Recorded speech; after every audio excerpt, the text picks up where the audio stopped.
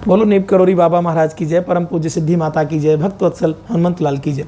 मैं doctor Umesh Bajpayee BNK miracles में आप सभी का स्वागत करता हूं। और आप लोग कैसे हैं, अपने बारे में बताइएगा, अपना ख्याल रखिएगा। बाबा महाराज की लीलाओं को सुनिए, अपने परिवार में लोगों को बताइए, अधिक से अधिक शेयर करिए। प्रभु कृपा जब करेंगे आपके ऊपर तो आप भी इसी तरीके से पागल होकर के और प्रभु की भक्ति में लीन होंगे। आप लोगों के लिए एक सूचना ज़रूरी है, मैं दे देता हूँ। बहुत जल्दी आपके लिए बाबा महाराज का एक चैनल में लेके आता हूँ और उस चैनल के माध्यम से जो भी मुझसे बन सकेगा आप लोगों की मैं सेवा करूँगा। ये चैनल ज्योतिष का होगा, वास्तु का होगा। आपकी अपनी किसी भी प्रकार की समस्याएं, आर्थिक समस्याएं, मानसिक समस्याएं, शारीरिक समस्याएं, सामाजिक समस्याएं, परिवार की, बच्चों की, किसी भी प्रकार की कोई भी व्यक्ति अपनी कुंडली से, अपने ग्रहों से जुड़ी हुई किसी भी प्रकार की अगर कोई जानकारी प्राप्त करना चाहता है तो दिए गए हमारे इस नंबर पे आप व्हाट्सएप करके भी पूछ सकते हैं। और जैसे ही मैं चैनल को प्रारंभ करूंगा आपको सूचित करूंगा, क्योंकि काफ़ी लोग मुझसे कहते हैं मेरा ये कार्य कोई आज का नहीं है, मुझे लगभग 25 वर्ष हो चुके हैं और मैं ऑफलाइन जितना भी हो सकता है प्रभु की प्रेरणा से, उनकी कृपा से सब लोगों की मदद करता हूँ। और अब लोगों की चूँकि डिमांड है, दूर दूर तक लोग जानने लगे हैं, तो उनके लिए मैं YouTube के माध्यम से कोशिश करूँगा कि उनकी समस्या को मैं जितना हो सके उसमें सहयोग कर सकूं, उसके समाधान करने में। बाबा महाराज की कृपा से ही ये संभव है। तो प्रभु की लीलाएं मैं नित्य सुनाता हूं, आप लोग उनको सुनते हैं, अच्छा लगता है मुझे। बाबा महाराज का जो परिवार है हमारा, वो लगभग धीमे धीमे करके 7,000 लोगों का होने वाला है। इसके लिए आप सभी लोग धन्यवाद के पात्र हैं और प्रभु की कृपा है कि आप सब लोग जुड़ रहे हैं। सभी लोगों को और जोड़िए, बताइए, पहुंचाइए अधिक से अधिक उनके घरों तक, आनंद आएगा।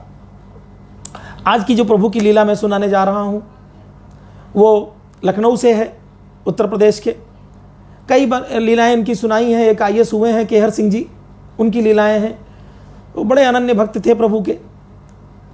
तो एक बार काफ़ी दिन हो गए थे बाबा महाराज के दर्शन नहीं किए थे। बाबा महाराज के जब दर्शन नहीं करते हैं तो हम सब लोग बड़ी छटपटाने लगते हैं और ये लगता है बस जल्दी से प्रभु के दर्शन हो जाएं। तो केहर सिंह जी भी छटपटाने लगे थे लखनऊ में। अचानक से अपने मित्र से बोले, सूरज से, कि सूरज चलो चलते हैं, प्रभु के दर्शन करके आते हैं। और बाबा महाराज, उनको पता था कि इस समय कानपुर में थे, तो लखनऊ से वो कार के माध्यम से सूरज के साथ और कानपुर की ओर चल दिए। अब लीला रास्ते में शुरू होती है।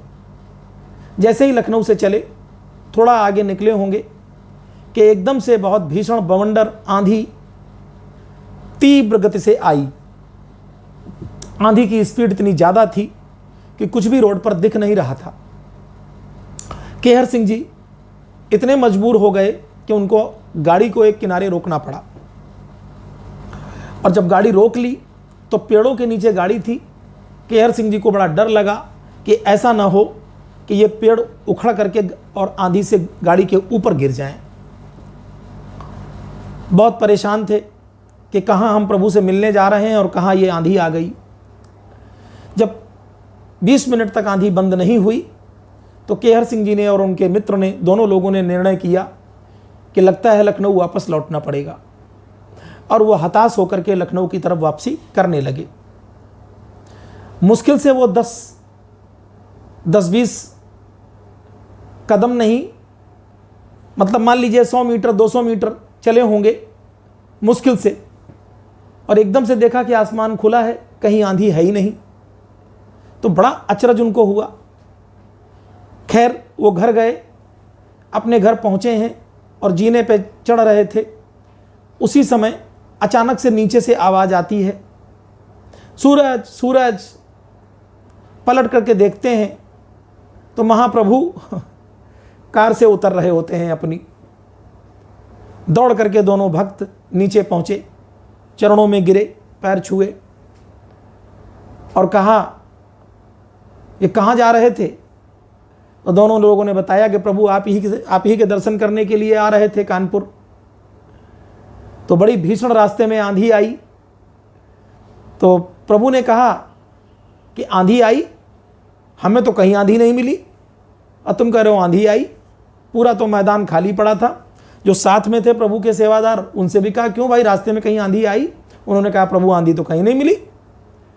अब केहर सिंह जी और सूरज दोनों लोग जान रहे थे कि सब आप ही की लीला है महाप्रभु। और बाबा महाराज मुस्कुरा रहे थे अपनी लीला करने के बाद।